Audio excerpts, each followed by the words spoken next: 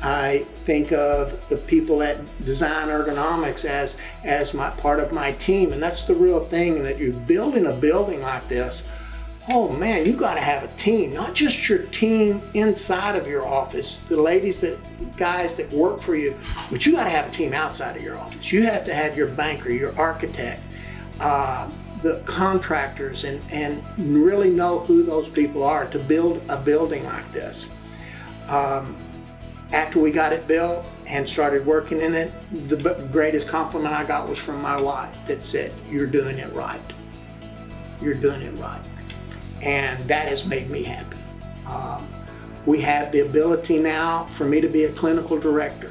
I've got 2 associates working for me. My daughter gets out in 2 years. I've gone from 4 employees to 13, which is a real challenge, is manpower and human capital and how to work with those people. But it's enjoyable because now I'm almost 36 years in practice. I'm not ready to quit. I love mentoring, it's part of me.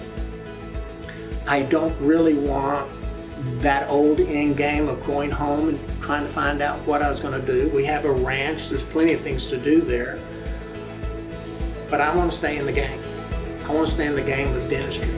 And that clinical director hat fits me really well. And I can't thank enough of my team, and that's my internal team, my external team, for getting me to this point and giving me a day of enjoying life as it is. We have, just for numbers wise, it's crazy what we've been able to do.